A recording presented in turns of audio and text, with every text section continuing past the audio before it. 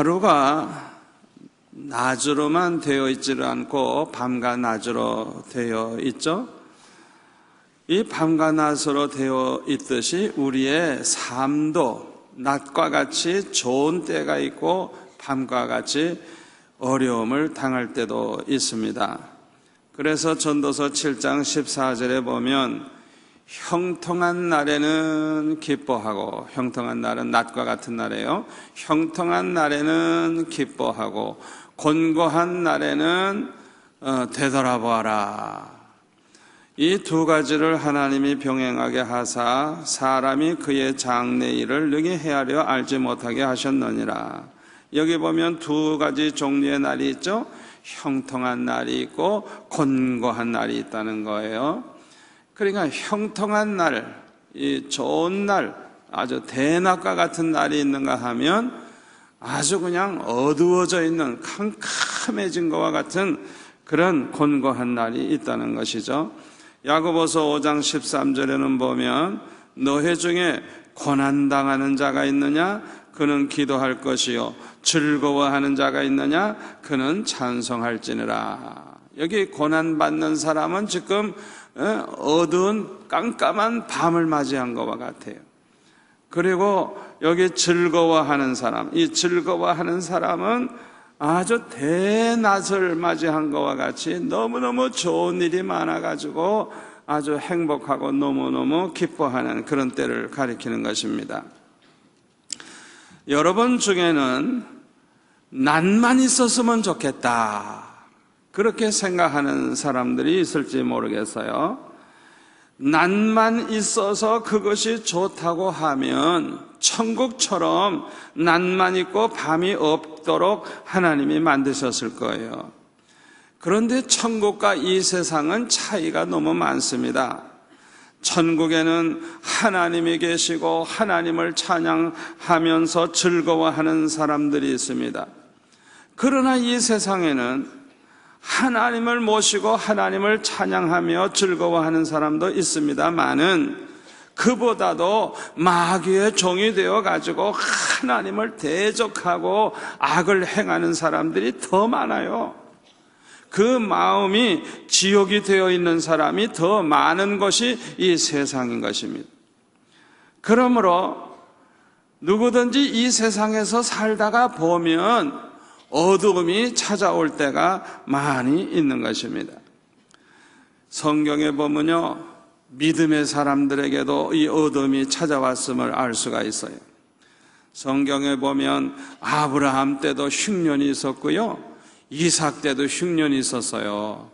야곱 때도 흉년이 있었어요. 성경에 보면. 그리고 요셉은 노예로 팔려가가지고 13년 동안을 얼마나 고난을 당하고 어려움을 당했는지 몰라요. 아주 깊은 밤을 통과했어요. 너무너무 어려움을 당했어요. 또 여러분이 아시다시피 욥과 같은 사람은 그렇게 경건하고 하나님 앞에 완전하고 정말 흠잡을 데가 없을 정도로 그렇게 믿음으로 살았지만은 아주 그냥 감당하기 어려울 정도로 큰 환난과 시험이 와가지고 얼마나 고생을 했는지 몰라요. 하나님의 음성을 듣기까지는 얼마나 답답했겠어요. 아무리 기도해도 응답도 없고 아무리 울부짖어도 해결이 안 되는 그런 오랜 시간을 욥이 보냈어요. 믿음의 사람에게도 어둠이 찾아올 때가 있는 것입니다. 그래서 오늘 성경 본문인 시편 112편 4절에 보면 정직한 자들에게는 흑암 중에 빛이 일어나나니, 여기 정직한 자들이라고 하는 것은 성도들의 별명입니다. 예수 믿는 사람들, 하나님을 믿는 사람은 하나님과 사람 앞에서 정직해야 될 줄로 믿습니다. 진실해야 되는 거예요. 그 진실한 걸 빼버리면 그 사람은 가짜예요. 가짜 신자예요. 가짜 믿음의 사람이에요. 여러분, 이게 얼마나 중요한지 몰라요. 그래서 성경에 나오는 모든 정직한 자라고 하는 그 말은 하나님의 백성들을 가리키는 거예요. 믿음의 사람들을 가리키는 거예요. 그런데 정직한 사람들에게도 흑암이 찾아올 때가 있는 거예요. 있는 거예요. 그런데 뭐가 달라요? 정직한 자들에게 흑암이 찾아오지만 반드시 뭐가 있다고요? 빛이 일어나나니. 할렐루야, 할렐루야. 믿음의 사람에게도 어둠이 찾아올 때가 있다는 거예요. 그런데 이 믿음의 사람들의 일생을 보면 누구도 어둠으로 생을 마치지 아니했어요. 잠시 어둠이 찾아왔지만은 그 마지막은 언제나 하나님의 축복으로 장식되어 있음을 알 수가 있습니다. 반드시 흑암 중에 뭐가 일어나? 빛이 일어나나요. 할렐루야, 할렐루야. 믿으세요? 믿으세요? 믿음의 사람들에게도 흑암이 찾아올 때가 있어요. 믿음의 사람들에게도 어두움이 찾아올 때가 있어요. 그러나 빛이 일어나나니, 빛이 일어나나니, 반드시 빛이 일어나가서 그 마지막을 참 복되게 살고 아름답게 사는 것을 우리가 성경에 보면 알 수가 있습니다. 그러므로 믿음으로 구원받아 하나님의 자녀가 된 믿음의 사람들은 어둠이 찾아온다고 해도 걱정하거나 불안해하거나 부정적인 생각을 할 필요가 없습니다. 어려운 문제가 왔을 때 아이고 어쩌나 이렇게 염려하고 근심할 필요가 없어요. 불안해할 필요가 없어요. 어쩌면 좋지, 이 어려움을 어떻게 하면 좋지, 불안해할 필요도 없어요. 아이고 이런 어려운 일 당하는 거 보니까 망하겠구나, 아이고 우리가 죽겠구나, 아이고 우리 가정이 파괴되겠구나, 이런 부정적인 생각할 필요가 없어요. 왜냐? 하나님께서 믿음의 사람들에게 약속하신 말씀이 있기 때문인 것입니다. 여러분 중에 지금 이 어두움이 찾아와서 어려움을 겪는 분 계십니까? 오늘 주시는 하나님의 그 약속의 말씀을 붙잡으시기를 바랍니다. 여러분이 이 말씀만 기억하고 이 말씀만 믿고 붙잡으면 그건 뭐와 같으냐 하면 막 그냥 캄캄한 밤에 그냥 폭풍이 불어와서 배가 그냥 어디로 갈지 모르고 그냥 막 그냥 출렁출렁하는 그 파도에 그냥 막 휩쓸려가서 쩔쩔매다가 갑자기 그냥 등대에 불이 확 그냥 켜져가지고 우리의 그 방향을 보여주는 것과 같이 등대불을 그냥 발견하는 것과 같은 거예요. 말씀을 붙잡는 순간은 등대불이 환하게 비추는 순간과 같은 거예요. 살 길이 보이는 거예요. 갈 길이 보이는 거예요. 그리고 수렁에 빠진 사람들이 생명줄을 붙잡는 것과 같은 거예요. 수렁에 빠진 사람은 움직이면 움직일수록 더 빠져요. 더 빠져서 죽어요. 그러나 생명줄이 자기 손에 딱 쥐어지면 그걸 붙잡고 힘을 써가지고 나올 수가 있는 거예요. 오늘 주시는 말씀이 얼마나 중요한지 몰라요. 여러분에게 어둠이 찾아와서 앞이 캄캄하고 어려운 문제가 왔을 때 오늘 주시는 말씀, 제가 한 6, 7가지를 이제 앞으로 말씀드리려고 그러는데 오늘 반쯤 말씀드리려고 그래요. 이 말씀만 딱 붙잡으면 생명줄을 붙잡는 것 같아서 아무리 우리에게 어둠이 찾아와도 해결하고 승리한다는 걸 믿으시기를 바랍니다. 하나님의 약속의 말씀을 붙잡으시기를 바랍니다. 우리 하나님은 신실하신 분입니다. 우리 하나님은 반드시 약속의 말씀을 지키시는 하나님입니다. 반드시 그 말씀을 지키십니다. 그러면 우리에게 어둠이 찾아왔을 때 어떤 믿음을 가져야 할까냐 하면, 첫째로 하나님의 사랑은 영원히 불변하심을 믿으시기를 바랍니다. 히브리서 13장 8절에 보면 예수 그리스도는 어제나 오늘이나 영원토록 동일하시니라 그랬어요. 이 말씀을 붙잡고 믿고 붙잡으시기를 바랍니다. 우리 하나님은 나를 변함없이 사랑하신다. 어제나 오늘이나 영원토록 동일하시다. 변함이 없으시다. 어둠이 왔다 그래서 하나님의 사랑이 끊어진 거 아닙니다. 여전히 하나님은 나를 사랑하고 계십니다. 이 말씀을 꼭 붙잡으세요. 절대로 절망하지 않습니다. 절대로 낙심하지 않습니다. 반드시 승리합니다. 아멘. 우리 하나님은 언제나 변함이 없으신 하나님이신 것입니다. 그러므로 우리에게 대한 하나님의 사랑도 변함이 없으신 것입니다. 왜냐하면 하나님의 성품이 신실하시기 때문인 것입니다. 이와 같이 하나님은 영원 불변하시지만은 우리는 그렇지가 않아요. 조석변이에요. 조석변. 아침 저녁으로 달라져. 그냥 이랬다가 저랬다가 그냥 하나님을 사랑했다 말았다 그냥 그냥 어쩌면 그렇게 변덕이 심한지. 그냥 꼭 누가 그렇죠? 내가 그래요. 얼마나 사람들이 변덕이 심한지 몰라요. 변덕이 아주 죽을 듯이 해요. 우리는 이렇게 조석으로 변하는 그런 사람들이지만은, 그렇다고 해서 우리를 향하신 하나님의 사랑도 조석으로 변하시는 것이 아닙니다. 아멘. 왜냐하면 하나님은 그 성품 자체가 그렇게 변하는 분이 아니기 때문인 것입니다. 하나님의 성품 자체가 영원 불변하신 분이기 때문인 것입니다.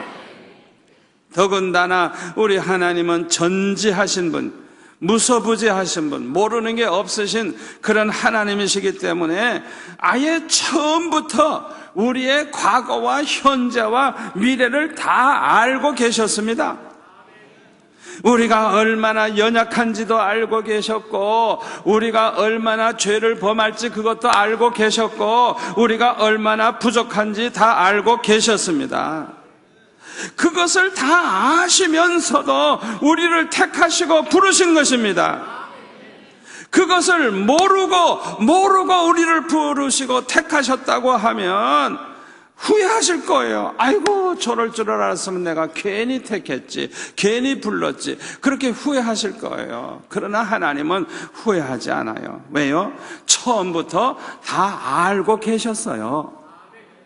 그렇기 때문에 우리를 택하시고 부르신 것에 대해서 결단코 후회하심이 없는 것입니다. 그러므로 로마서 11장 28절에 보면 우리 다 같이 한번 같이 읽을까요? 하나님의 은사와 부르심에는 후회하심이 없느니라. 한 번 더. 하나님의 은사와 부르심에는 후회하심이 없느니라. 아멘. 하나님께서 우리를 부르신 것에 대해서는 절대로 후회하지 않는다는 거예요. 아멘. 여러분, 구원의 순서가 어떻게 되는 줄 압니까? 우리를 불러주시고, 부르심, 소명, 우리를 불러주시는 게 시작이에요. 하나님이 불러주지 아니하시면 예수 믿었고 구원받을 자가 하나도 없어요. 우리를 불러주시고 중생케 하시고 그 다음에 예수 믿게 하시고 회개케 하시고 그 다음에 의롭다함을 받게 하시고 우리가 거룩해지게 하시고 그 다음에 천국에 들어가서 영원히 영광을 누리며 살게 하시는 그 순서를 우리가 알아야 돼요. 모든 시작은 하나님의 부르심으로부터 시작이 되는 거예요. 우리를 불러주지 아니하면, 하나님께서 우리를 불러주지 않으면 예수 믿을 자가 하나도 없어요. 사람이 전도하는 것 같아도 사실은 하나님께서, 성령께서 역사하셔서 그 사람의 마음이 감동되어 가지고 예수 믿게 되는 겁니다. 아멘. 이렇게 하나님이 우리를 불러주신 것에 대해서는 절대로 하나님은 후회하지 아니하신다는 거예요. 할렐루야! 할렐루야! 누구나 어둠이 찾아오면 혹시나 하나님이 나를 버리신 것이 아닌가 그런 생각을 하기가 쉽습니다. 그러나 그런 생각할 필요가 없어요. 히브리서 13장 5절에 보면 하나님께서 말씀하시기를 내가 결코 너희를 버리지 아니하리라 말씀하셨기 때문인 것입니다. 이사야 49장 15절에 보면요, 이스라엘 백성들이 어떤 생각을 했느냐 하면 아이고 하나님이 우리를 잊어버리신 게 아닌가, 하나님이 우리를 버리신 게 아닌가 그런 생각을 했어요. 너무너무 고난을 많이 당할 때 그때 하나님께서 하신 말씀이 뭐냐 하면 여인이 어찌 그 젖 먹는 자식을 잊겠으며 자기 태에서 난 아들을 긍휼히 여기지 않겠느냐. 그들은 혹시 잊을지라도 나는 너를 잊지 아니할 것이라. 내가 너를 내 손바닥에 새겼고 너의 성벽이 항상 내 앞에 있느니라. 아멘. 아멘. 우리 인간은 늘 잊어버릴 수도 있고 저버릴 수도 있고 변할 수도 있지만은 하나님은 절대 그런 분이 아니라는 거예요. 아멘. 한 번 우리를 부르셨고 택하셨고 하나님의 자녀를 삼으셨으면 언제나 이 손바닥에 이름을 새겨놓고 항상 보고 계시듯이 항상 우리를 기억하고 우리를 항상 돌보고 계시다는 거예요. 믿으세요. 믿으세요. 하나님의 마음은 우리의 마음과 다릅니다. 하나님은 우리를 사랑하시되 우리를 구원하기 위해서 독생자까지 아끼지 아니하시고 내어주시기까지 사랑하셨는데 어떻게 우리를 버리시겠습니까? 결코 버리지 아니하십니다. 버리지 않습니다. 아무리 어려움이 오고 어둠이 찾아왔다고 해도 하나님은 우리를 버리신 게 아닙니다. 버리신 게 아니에요. 그러므로 하나님은 여전히 나를 사랑하고 계시다는 것을 믿으시기를 바랍니다. 우리가 이렇게 어둠이 찾아왔을 때 하나님 앞에 기도해야 할 이유가 뭔지 알아요? 이렇게 어려움이 왔을 때 하나님 앞에 기도해야 될 이유가 뭐냐 하면 하나님 앞에 그냥 안타깝게 부르짖고 기도하다가 보면 은혜를 받는데 은혜를 받으면 몇 가지를 깨닫게 되는데 그 깨닫는 것 가운데 하나가 뭐냐 하면 은혜를 받은 사람들에게 깨달음이 오는 가운데 중요한 깨달음이 뭐냐 하면 하나님이 나를 사랑하신다는 걸 깨닫게 되는 거예요. 어떤 분은 직접 주님의 음성을 듣게 됩니다. 내가 너를 사랑하노라. 주님이 말씀하시는 음성을 듣게 돼요. 그러니까 나 같은 죄인을 주님이 사랑하시는구나, 그걸 깨닫는 순간에 그냥 얼마나 기쁘고 얼마나 행복한지, 그냥 그 순간에 그 어둠이 찾아왔어도 어려움이 있어도 마음에 기쁨이 넘치고 행복이 넘치게 되는 것입니다. 그렇기 때문에 어둠이 찾아왔을 때 기도해야 되는 것입니다. 둘째로 우리에게 어둠이 찾아왔을 때 언제나 하나님이 우리와 함께 계심을 믿으시기를 바랍니다. 누구든지 믿음으로 구원받아 하나님의 자녀가 되면 하나님이 함께 계시는 축복을 받게 됩니다.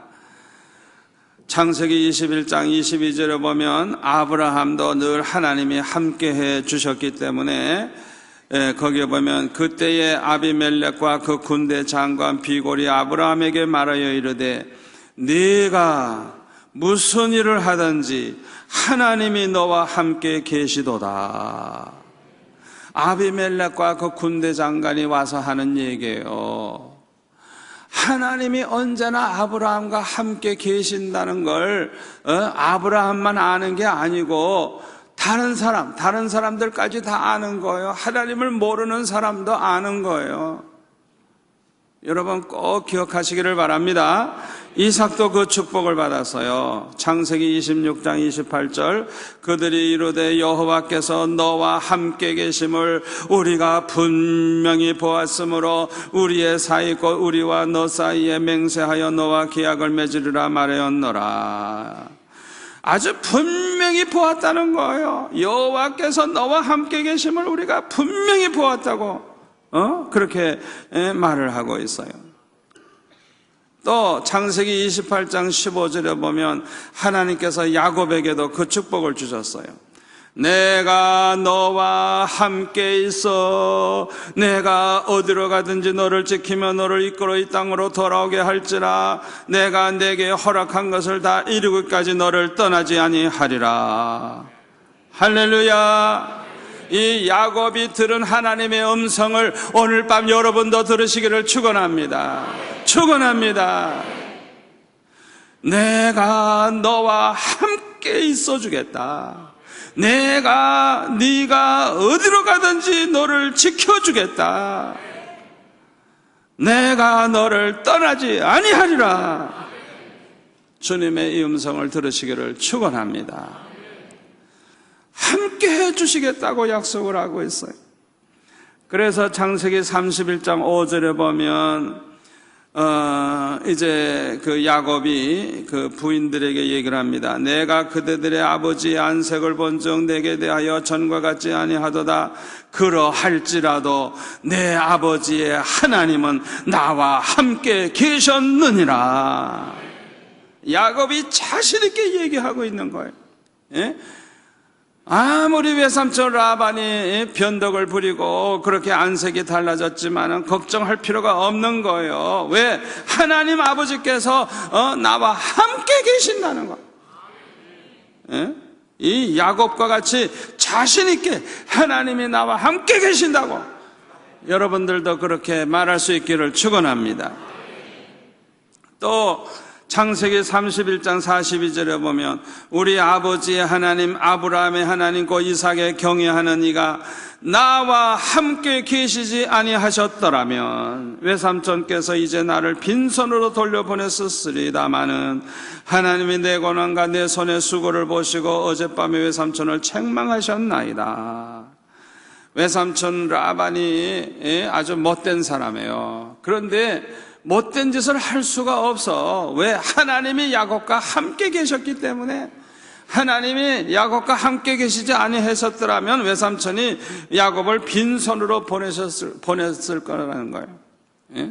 그런데 하나님이 함께 해주셨다고 야곱은 이렇게 말하고 있어요.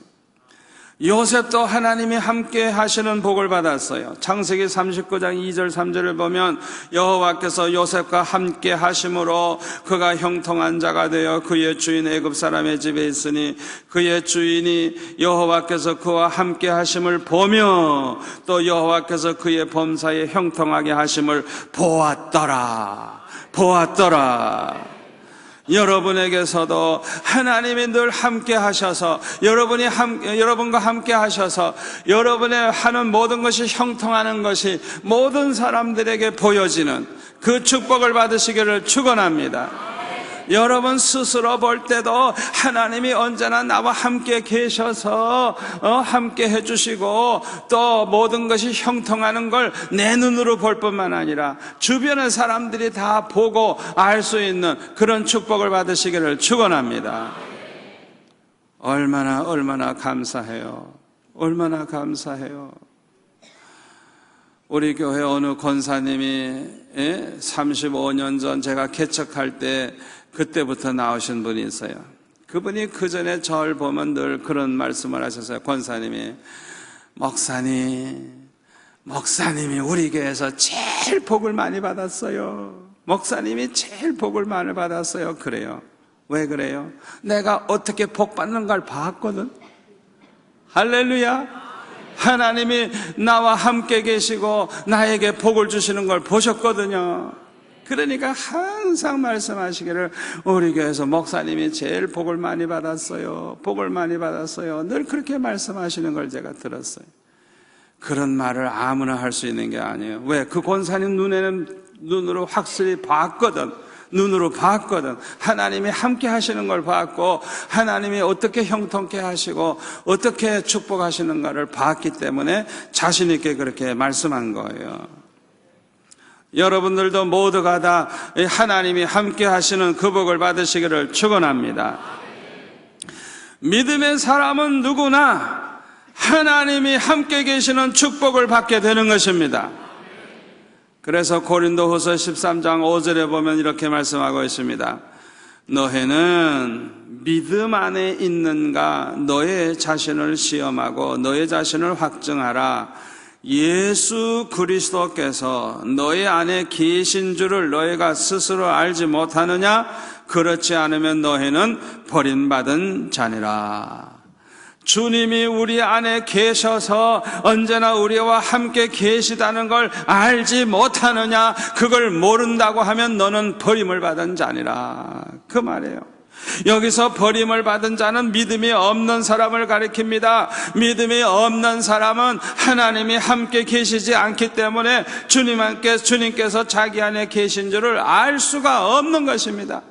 왜? 함께 계시지 않으니까. 우리는 조속으로 변하지만은 하나님은 그런 분이 아닙니다.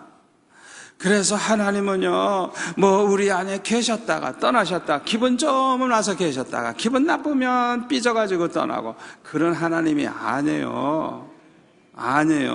저와 여러분이 정말 예수님을 믿고 영접을 해서 그 믿음으로 구원받은 백성이라고 하면 우리가 조속으로 변해도 하나님은 절대로 변하지 않습니다.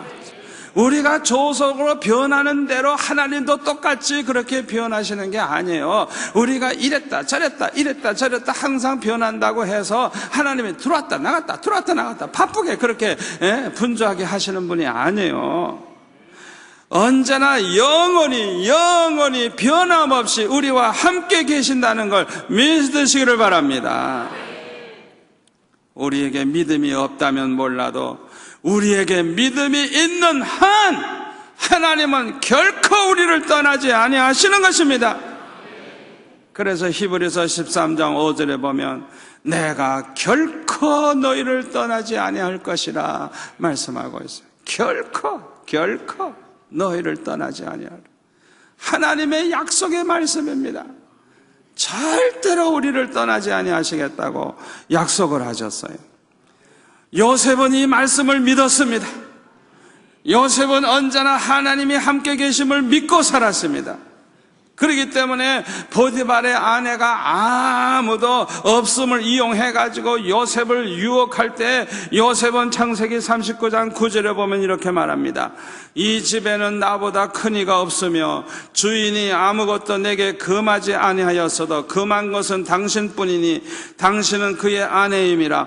그런즉 내가 어찌 이 큰 악을 행하여 누구에게? 하나님께 죄를 지으리까? 하나님께. 왜? 하나님이 지금 보고 계시는데 내가 하나님 앞에서 어떻게 내가 이런 죄를 범할 수가 있겠느냐? 이거 하나님 앞에 내가 어떻게 그런 죄를 범할 수 있겠느냐? 하나님이 지금 보고 계시는데, 하나님이 나와 함께 하고 계시는데, 하나님이 이 자리에 계신데 내가 어떻게 하나님 앞에서 당신과 그런 못된 짓을 할 수가 있겠느냐? 그 말을 하는 거예요. 여러분, 우리가 때때로 가지 말아야 할 때 갈 때도 있고 못할 짓을 할 때도 있고 못 볼 것을 볼 때도 있고 우리는 여러 가지로 잘못된 때가 있을 수 있어요. 그러나 우리가 믿음을 가진 사람이라고 하면, 예수를 정말 믿는 사람이라고 하면 하나님은 그 자리에 함께하고 계시다는 걸 기억하세요. 믿으세요. 하나님이 그 자리에 함께하고 계십니다. 그 사실을 여러분들이 믿고 안다고 하면 정신이 퍼뜩 날 거예요. 내가 어떻게 주님이 나와 함께 하시는데 내가 이런 데 갈 수가 있나? 내가 이런 걸 어떻게 볼 수 있나? 내가 어떻게 이런 걸 내가 할 수가 있겠나? 정신이 퍼뜩 날 거예요. 왜? 하나님이 지금 나와 함께 하고 계시는데. 아멘. 요셉과 같은 그런 믿음, 하나님이 언제나 나와 함께 계시고 함께 해주신다고 하는 이 믿음을 요셉처럼 가지시기를 바랍니다. 그러면 우리는 경건하게 살 수가 있고 거룩하게 살 수가 있는 거예요. 어떤 그 장로님이 간증을 하는데요, 그 장로님은 은혜를 참 많이 받으신 분이에요. 그렇기 때문에 아주 솔직하게 자기가 잘못한 걸 간증을 하는 거예요. 그런데 이 장로님이 아주 영어를 잘해가지고 그 영국계 회사에 취직이 돼가지고 이제 그렇게 직장 생활을 했는데 출장을 많이 다닌대요. 그런데 출장을 가면 이제 멀기 때문에 가서 이제 일을 보고 호텔에서 자고 그 다음에 이제 돌아온대요. 그런데 이 장로님이 잘못된 습관이 하나 있었어요. 그게 뭐냐 하면 그렇게 호텔에 들어가면 TV를 보다가 자기도 모르게 그 음란한 사이트가 음란한 채널이 나올 수가 있잖아요. 그런데 그걸 이렇게 안 봐야 되는데 그걸 보는 습관이 생긴 거예요. 그래서 늘 그걸 보고 잠을 자는 습관이 있는 거예요. 그걸 그 안에 계신, 그 장로님 안에 계신, 그 장로님과 함께 계신 주님이 그 자리에 계시는데 그 주님이 얼마나 마음이 아프시겠어요. 그런데도 그 장로님은 그걸 깨닫지를 못하는 거예요. 그래가지고 항상 그런 습관이 있는 거예요. 그 안에 계신 주님이 얼마나 괴로워하셨겠어요. 참다 못해가지고 하나님께서 징계하시기 시작하는데 어떤 징계가 왔느냐? 그 장로님이 출장 가서 호텔에서 자면서 자기 전에 꼭 음란한 그런 걸 포르노 영화 같은 걸 보면 하나님께서 그 가족 중에 누구든지 한 사람이 갑자기 몸이 아파가지고 막 죽을 것 같은 그런 위기에 빠지게 되는 거예요. 그래서 이상한 거예요. 출장만 가면, 평소에는 건강하던 식구들이 출장 가면 그날 밤에 꼭 문제가 생기는 거예요. 그러니까 장로님이 자꾸 생각해 본 거예요. 왜 이런 일이 생길까? 혹시 내가 못 볼 걸 봐서 그러지 않은가? 그런 생각을 하게 됐어요. 그래서 그걸 확인하기 위해서 내가 3번만 앞으로 더 포르노 영화를 보자. 그래서 그때마다 문제가 생기면 그게 확실하다는 걸 알고 내가 이제는 끊어버려야 되겠다. 그 생각을 했어요. 그래가지고 이제 그 다음에 또 이제 출장을 갈 때 그날 이제 저녁 먹고 나서 호텔에 들어와가지고 이제 방에 들어와서 포르노 영화를 보려고 할 때 먼저 집에 전화를 한 거예요. 집에 전화해서 여보, 누구 아픈 사람이 있어? 아니요, 아무도 안 아프고 괜찮은데요. 그렇지, 다 잘 자. 그리고 이제 전화하고 이제 안심하고 포르노 영화를 보는 거예요. 그런데 그냥 난리가 나는 거예요. 집에서 난리가 나는 거예요. 그런데 글쎄 그렇게 확실하게 증거가 나타났으면 한 번으로 끝내야 되는데 이 장로님은 4번이나 더 봤어. 얼마나 지독해요. 3번 시험해 보겠다고 그랬으면 3번으로 끝내야 되는데 4번이나 봤대요. 또 확인하고 또 확인하고. 그래가지고 4번째 그런 어리석은 짓을 하고 4번째도 집에서 그냥 그렇게 건강하고 아무 일도 없다고 했던 그 집안에서 그날 밤에 난리가 나는 거예요. 난리가.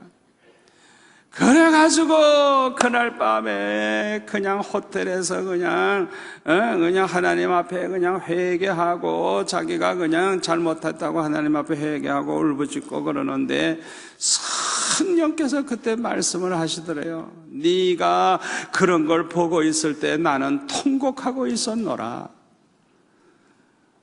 우리 하나님께서, 우리와 함께 하시는 하나님께서 우리가 못 볼 것을 보고 있는 그 시간에 통곡하고 계셨다는 것. 여러분 그걸 명심하세요. 우리 하나님이 내가 거룩하게 산다고 함께 하시고 거룩하게 안 산다고 떠나고 들어왔다 나갔다 들어왔다 나갔다 그런 분이 아니에요. 한 번 우리를 택하시고 우리를 믿음으로 구원받은 하나님의 자녀 돼서 인침을 받은 하나님의 자녀가 됐으면 영원히 함께 계시다는 걸 믿으시기를 바랍니다. 우리가 아무리 요동을 해도 하나님은 요동하지 않아요. 아멘. 우리가 어디를 가든지 어떤 일을 하고 있든지 그 자리에도 주님이 함께하고 계세요. 아멘. 그걸 우리가 알아야 됩니다. 이스라엘 백성들은 광야에서 고생을 많이 했는데 그때 하나님이 그들을 떠나 계셨던 것으로 생각을 했어요. 그러나 신명기 32장 10절 이하에 보면 이렇게 말씀하고 있습니다.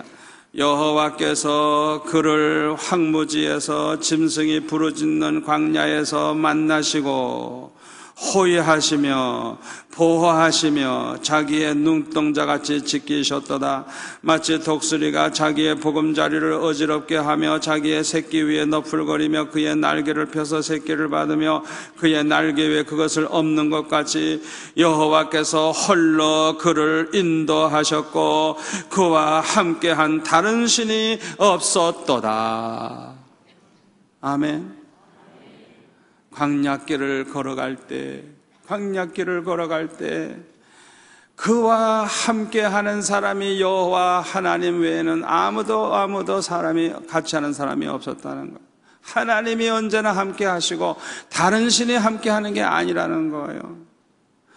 여러분 그걸 꼭 명심하시기를 바랍니다. 우리 믿음의 사람들은 언제나 하나님이 함께하고 계시다는 걸 믿으시기를 바랍니다. 어둠이 찾아왔다고 하더라도 혼자가 아닙니다. 언제나 하나님이 함께 계심을 믿고 그 하나님을 신뢰하고 마음의 평강을 누리시기를 바랍니다.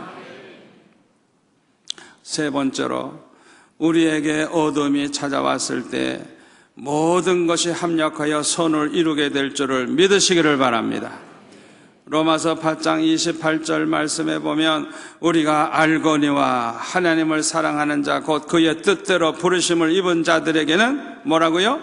모든 것이 합력하여 선을 이루느니라. 여기 하나님을 사랑하는 자는 믿음의 사람을 가리키는 거예요. 그 사람이 믿음이 있다는 걸 뭘로 알아요? 하나님을 사랑하는 마음이 있는 것을 보면 그 사람은 믿음이 있는 사람이에요. 우리가 아무리 죄가 많고 허물이 많고 부족하다고 할지라도 우리 마음속에 하나님 사랑하는 마음이 눈곱만큼이라도 있다고 하면 그 사람은 믿음의 사람이고 믿음으로 구원받은 사람이고 그 사람은 하나님의 백성입니다. 하나님이 함께 하십니다. 이렇게 하나님을 사랑하는 사람들, 하나님의 뜻대로 부르심을 받은 사람들, 이 사람들은 모든 것이 어떤 일이라도 반드시 합력하여 선을 이룬다고 하는 이 약속의 말씀을 붙잡으시기를 바랍니다. 이 말씀을 붙잡으면 절대로 낙심하지 않아요. 절대로 절망하지 않아요. 아무리 우리에게 어둠이 찾아와도 절대로 좌절감에 빠지지 않습니다. 아멘. 이 말씀을 붙잡는 것은 생명줄을 붙잡는 것 같은 거예요. 이 말씀을 붙잡는 것은 그냥 캄캄한 밤에 갑자기 그냥 불이 비치는 것과 같은 거예요. 말씀을 붙잡으면 삽니다, 그냥. 아멘.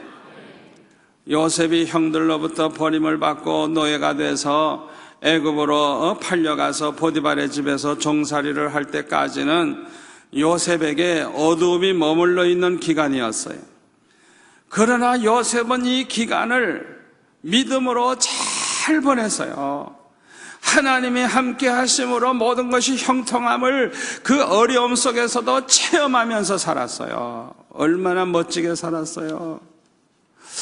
사실상 우리가 편안할 때보다 어려운 환경에 있을 때 하나님이 함께 하시는 체험을 아주 확실히 할 수 있습니다. 여러분, 우리가 아주 잘 살고 모든 것이 풍성할 때는 별로 체험을 못 하는데요, 아무것도 없어가지고 살 길이 막막할 때, 그럴 때야말로 하나님이 어떻게 구체적으로 나를 돌보시고 어떻게 함께 하시는가를 체험할 수 있는 좋은 기회입니다. 아멘. 아주 아무것도 없으니까 아주 확실하게 체험을 할 수 있는 거예요.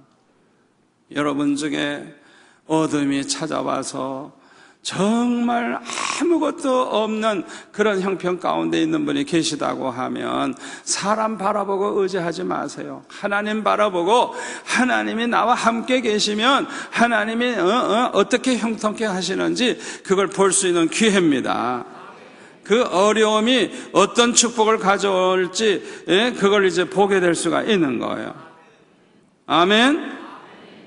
요셉은 심지어 감옥에 들어갔을 때에도 창세기 39장 21절에 보면 여호와께서 요셉과 함께 하시고 그에게 인자를 더하사 간수장에게 은혜를 받게 하시매, 요셉과 함께 하셨대요. 감옥에 갔을 때도 간수장이 옥중 죄수를 다 요셉의 손에 맡김으로 그 재반 사물을 요셉이 처리하고 간수장은 그의 손에 맡긴 것을 무엇이든지 살펴보지 아니하였으니 이는 여호와께서 요셉과 함께 계심이라.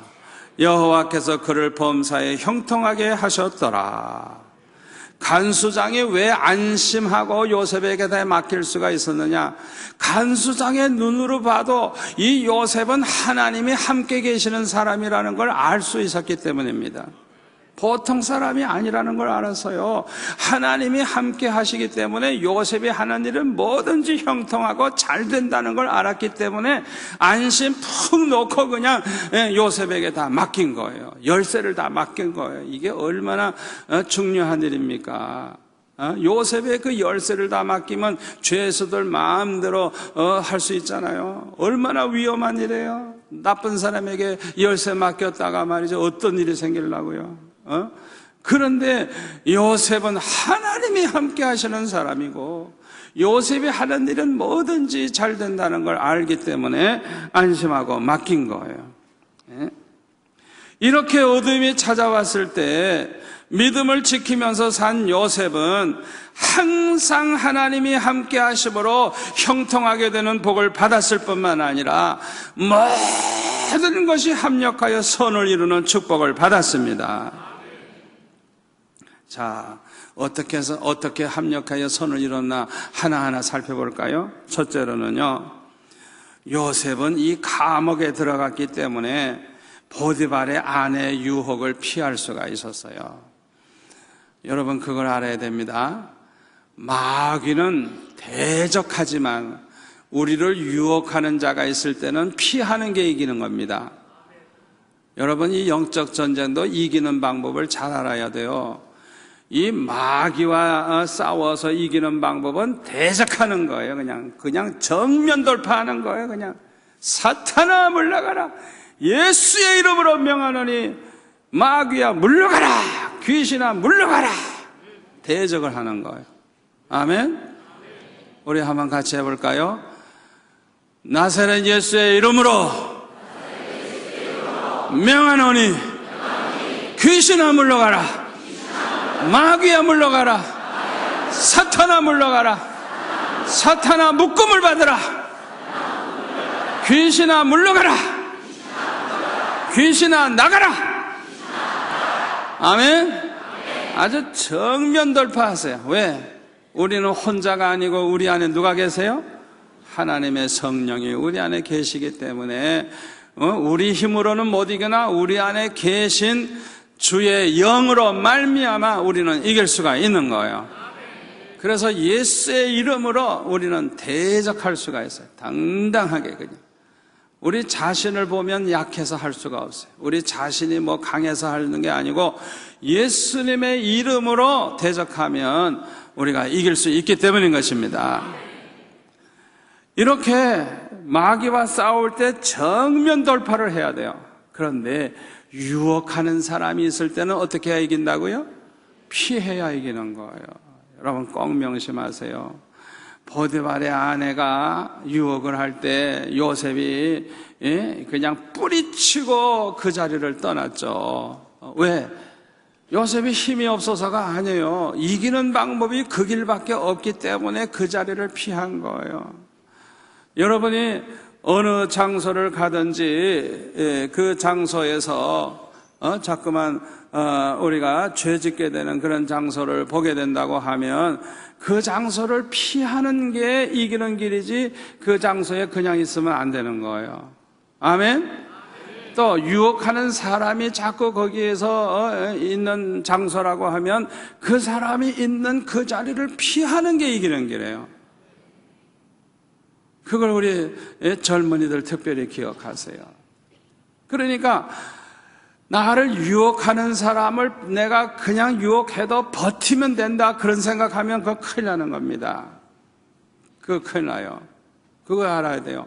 보디발의 아내가 요셉한테 와서 붙잡고 한 번만 할 때 사모님 왜 이러십니까? 왜 이러십니까? 이러고 뿌리치면서 그 자리에 있으면 자꾸 손을 내밀고 자꾸 뿌리치고 이러면 정들어 버리는 거예요. 전기가 통해버리는 거예요. 그러니까 요셉처럼 그냥 웃두리를 그냥 저고리를 붙잡으니까 그 두루마리를 붙잡으니까 그것까지 그냥 벗어 던지고 그 자리를 피하듯이 그 자리를 피하는 게 이기는 것이지 그 자리에 머물러 있으면 안 되는 거예요. 아멘? 우리가 그걸 알아야 돼요. 요셉은 감옥에 들어갔기 때문에 요셉의 아내 유혹을 피하게 됐으니까 전화위복이 됐어요. 또 하나는 감옥에 들어갔기 때문에 애굽의 총리가 될 수가 있었어요. 전화위복입니다. 합력하여 선을 이루었습니다. 감옥에 들어가지 않았더라면, 누명을 쓰고 감옥에 들어가지 않았더라면 어떻게 총리가 됐겠어요? 그러니까 하나님께서는 이 믿음의 사람들에게는 모든 것이 합력하여 이렇게 선을 이루게 하시는 거예요. 이렇게 총리가 됨으로 말미암아 세 번째로는 7년이나 계속되는 대흉년으로 굶어 죽을 수밖에 없었던 아버지 야곱과 그 자손들을 구원할 수 있었어요. 그뿐만 아니라 그 식구들을 다 애굽으로 데리고 와서 사는 동안에 수백만 명으로 늘어나는 아주 이스라엘 대민족으로 그렇게 성장하게 됐어요. 그러니까 한마디로 말해서 모든 것이 다 합력하여 선을 이루게 된 것입니다. 할렐루야, 할렐루야. 하나님을 사랑하는 자, 그 뜻대로 부르심을 입은 자들에게는 모든 것이 합력하여 선을 이룬다고 말씀하신 그 하나님은 전지전능하신 하나님이십니다. 절대 주권을 가지신 하나님이십니다. 그 하나님이 문을 열면 닫을 자가 없어요. 그 하나님이 닫으면 열 자가 없어요. 그 하나님이 죽이시면 살릴 자가 없어요. 그 하나님이 살리신다고 하면 어떤 병에 걸려도 살아요. 아무리 1천만 명의 사람에 달겨들어 죽이려고 그래도 그 사람 죽일 수 없어요. 하나님이 살리려고 하면. 절대 주권이 하나님의 손에 있습니다. 우리 하나님은 전지전능하시고 절대 주권을 가지신 하나님이실 뿐만 아니라 신실하신 하나님이시기 때문에 합력하여 선을 이룰 것이다 말씀하셨으면 반드시 그 말씀대로 이루시는 하나님이신 것입니다. 반드시 합력하여 선을 이루게 하시는 하나님이신 것입니다. 이 말씀을 붙잡고 나아가면 어둠이 찾아왔을 때 승리할 수 있어요. 절망하지 않아요. 낙심하지 않아요. 절대로 우리는 패배하지 않아요. 승리할 수 있습니다. 이 말씀을 붙잡으시면 생명줄을 붙잡는 거예요. 승리할 수 있는 거예요. 아멘. 얼마나 중요한 말씀인지 몰라요. 저는 지금까지 살아오면서 쭉 생각해 보니까 언제나 똑같이 이 말씀의 원칙이 그대로 적용된다는 사실을 저는 깨닫게 됐어요. 때때로 우리에게 어둠이 찾아오고 걱정거리가 생기고 문제가 생겨도 걱정할 필요가 없다는 걸 저는 알았어요. 왜요? 내가 하나님을 사랑하고 있는 한, 내가 믿음을 가지고 있는 한 반드시 합력하여 선을 이룬다는 사실을 깨닫게 됐어요. 그걸 깨닫는 순간에 저는 과거에는 걱정을 많이 하고 근심을 하고 고민을 많이 했는데, 걱정하고 근심하고 고민했던 게 얼마나 억울한지 몰라요. 그래서 저는 죽어도 다시는 나는 걱정 안 하겠다는 결심을 했어요. 여러분들도 오늘 밤에 그런 결심을 하시기를 바랍니다. 제가 곰곰이 생각해 보니까 중고등 대학교 시절에 하나님께서 어렵게 하시고 가난하게 하시고 곤곡해 하신 것이 나에게 얼마나 축복을 가져왔는가를 생각해 보니까요. 첫째로는 그렇기 때문에 기도 많이 하게 된 것이 얼마나 큰 축복인지 몰라요. 여러분 꼭 기억하시기를 바랍니다. 여러분에게 어둠이 찾아왔을 때 기도 많이 하시기를 바랍니다. 기도 많이 하세요. 그러면 반드시 합력하여 선을 이룹니다. 기도 많이 하세요. 어려움이 찾아왔을 때. 저는 기도 많이 하다가 보니까요, 은혜 체험을 많이 하게 됐어요. 주님을 만나는 체험을 하게 됐어요.